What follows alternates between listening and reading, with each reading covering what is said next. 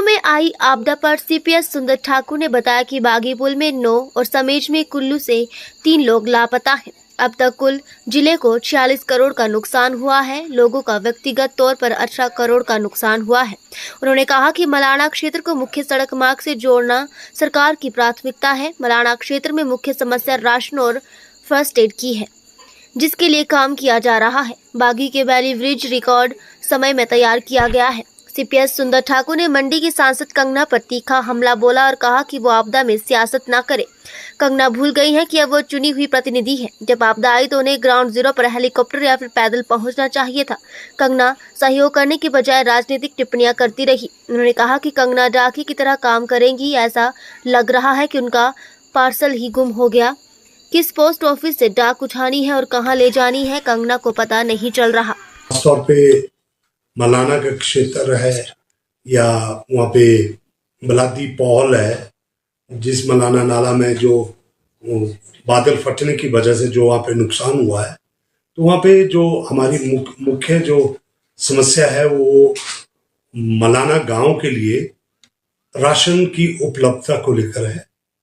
First aid जो है, चिकित्सा को सुविधा देने की बात है, बिजली को बहाल करने की बात है।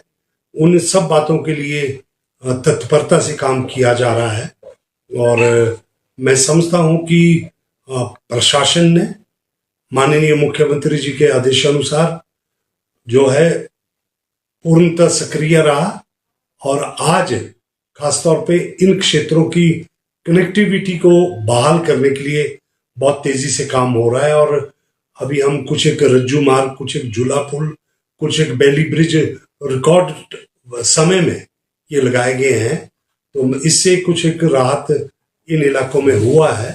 लेकिन फिर भी जब तक पूर्ण रूप से वहाँ पे हमारे सारी की सारी उपलब्धताएं नहीं होती है, तब तक हमारा जो ये काम जारी रहेगा। इसके लिए हम समन्वय बनाकर काम कर रहे हैं। लेकिन मौसम बाधा बना हुआ है, बीच बीच में बारिश का होना, तो इस वक्त खासतौर पे जो है ये बॉडीज को रिकवर करना और इस क्षेत्र की कनेक्टिविटी को बहाल करना एक बहुत बड़ा चैलेंज हमारे लिए है। सर, मुलाना के लोगों ने इस बार नई मिसाल पेश की है। तो पुल बना दिया उन्होंने जल्दी, दूसरा वो हेलीपोर्ट का निर्माण कर रहे हैं। किस तरह से देखते हैं उनके इस प्रयास को?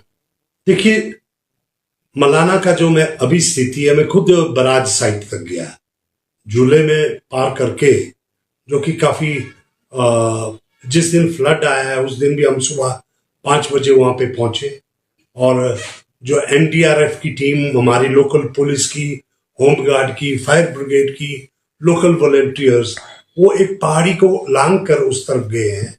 तो मैं आपको आज बताना चाहता हूं कि मलाना जो पूरे जो है जो पार्वती वैली का जो रोड है, सौभाग्य खुशकिस्मती इस बात की कि पिछले साल में हमने जो पिछले साल का फ्लड था उससे जो पार्वती बुनतर से मणिकरण का रोड है वो एक दिन भी अवरुद्ध नहीं हुआ, क्योंकि उसके लिए हमने पिछले साल के फ्लड्स के बाद सीआरआईएफ में बहुत सारा पैसा खर्च किया और वॉल्वो बसेस अभी कसोल तक चल रही है।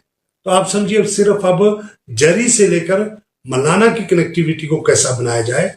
और मलाना से आगे 3-4 पुल बह गए हैं। अब वो गांव वाले वहां पे लगभग जो है 2500 की आबादी है जो ऊपर गांव में, और सावन का महीना चल रहा है।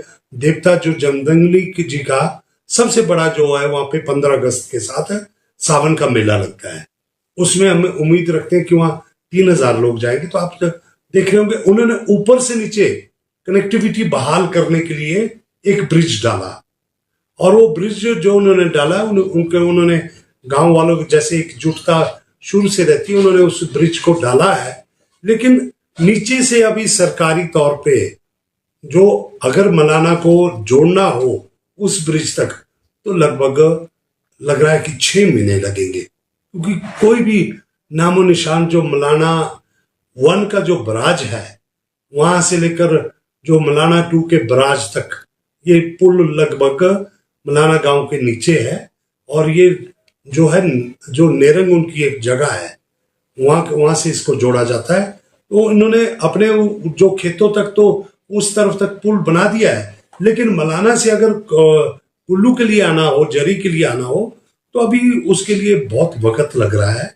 लेकिन बड़ी तेजी से जो उन्होंने पुल जो बनाया है उससे कोई ज्यादा राहत उनको नहीं हुई है, क्योंकि वो मुख्य संपर्क मार्ग से नहीं जुड़ पाए हैं। लेकिन उसके साथ में उन्होंने हेलीपैड भी वहां पे एक कोशिश की है। परसों मेरे पास मलाना के प्रधान, उप प्रधान और देव संस्कृति के लोग आए थे। एतवार के दिन भी हमने, रविवार के दिन भी उनसे बैठक की, और अब हम जो है युद्ध स्तर पे ये कोशिश की जा रही कि नंबर 1 राशन उनको मुहैया करवाया जाए। अभी तो उनको जो है वहां पे लेबरर के माध्यम से लगभग 30 किलो का राशन कोई 1500 रुपए में 50 रुपए किलो के हिसाब से कैरेज हो रहा है। ये हमारी वचनबद्धता है, उसे हमें पूरा करना है। और दूसरा जो रास्ता है नगर चंदर खड़ी होके है। लेकिन अभी सबसे बड़ी जो हमारे लिए चैलेंज है वो वहां पे राशन पहुंचाना है। उसके लिए हमने 2 रोपवे, आज उनका काम शुरू हो रहा है, और बराज तक जैसे ही ये रोड पहुंच जाता है, अभी उससे पहले झूले से क्रॉस करके जाना पड़ रहा है, तो वहां से 2 रोपवे लगते ही बहुत सारी चीजें सामान्य राशन के मामले में होगी। लेकिन अब दिक्कत है कि वहां पे डॉक्टर्स और फार्मासिस्ट वगैरह कोई ऐसा रखा जाए, और मेडिकल इमरजेंसी में उनको इवैक्यूएट करना है। तो उसके लिए हमारे को जरूर जो है हेलीकॉप्टर का मदद लेनी पड़ सकती है। अभी सॉर्टी वहां पे नहीं हो पाई है, क्योंकि हम आकलन नहीं कर पाए कि उन्होंने जो हेलीपैड वहां पे बनाने की कोशिश की है वो कितना जो है टेक्निकली सही है, तो उसको भी देखा जाना जरूरी है। तो मैं समझता हूँ कि मौसम का जो ये चैलेंज हम फेस कर रहे हैं, जैसे मौसम सामान्य होता है तो हम कुछ हेलीकॉप्टर की सॉर्टी भी करेंगे, और उसके साथ में जो है अभी हाल ही में जो ये रोपवे सेटअप का काम उसे बड़ी तेजी से किया जाएगा, ताकि तार स्पैन लग के राशन वहां पे पहुंच जाए। मुझे लगता है कि कंगना जी ये भूल गई हैं कि अब वो चुनी हुई प्रतिनिधि हैं।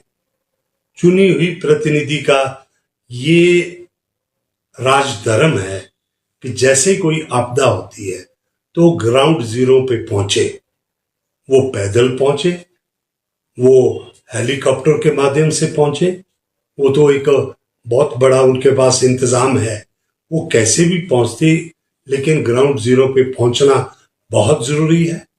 क्योंकि जब एक चुना हुआ व्यक्ति जनता के बीच में जाता है तो बहुत सारी चीजें जो है स्वाभाविक तौर पे एक लोगों का ढांढस भी बनता है, और उसके साथ में जो प्रशासन भी हरकत में आता है।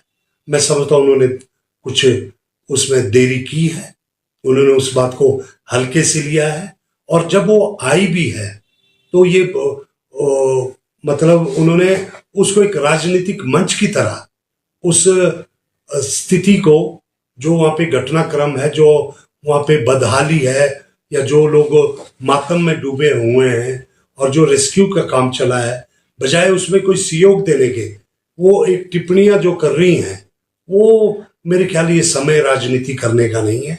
राजनीति इस समय तो ये था कि वो अपने क्षेत्र की मांग को उठाती, यहाँ के लिए अतिरिक्त जो है बजट उसको केंद्र से मुहैया करवाती, जो उन्होंने कहा था कि वो एक डाकिये का काम करती। लेकिन वो डाकिया तो ऐसा लग रहा था कि वो अपना पार्सल ही गुम उनका हो गया है, और उनका जो पूरे का पूरा एक संपर्क उनका अपना ही कट चुका है एरिया से। तो हम क्या उम्मीद रखें कि वो उनको मालूम ही नहीं है कि कौन से पोस्ट ऑफिस से डाक उठानी है और कौन से पोस्ट ऑफिस पे डिलीवर करनी है। पहले उनको ये समझना होगा, लेकिन उसके लिए जमीन पे धरातल पे आना होगा। मैं समझता हूं ऐसे वक्त में कोई ये टिप्पणी करना अशोभनीय है, और इसकी हम निंदा करते हैं। आप जानते हैं कि हाल ही में जिस दिन यहाँ पे ओक ओवर में हमारा हिमाचल प्रदेश का वन महोत्सव प्रदेश स्तर पे मनाया गया, तो माननीय मुख्यमंत्री ठाकुर सुखविंदर सिंह सुक्खू जी ने ये ऐलान कर दिया कि पूरे हिमाचल में एक एसओपी बनाई गई है। उस एसओपी के माध्यम से जो भी गिरे पड़े पेड़ हैं उसे हर महीने जिम्मेवारी होगी बीट गार्ड की कि वो उसे काउंट करे। 1 से 10 तारीख तक उसके जो है निशानदेही, काउंटिंग इन्यूमरेशन और मार्किंग जो बोलते हैं वो होगी।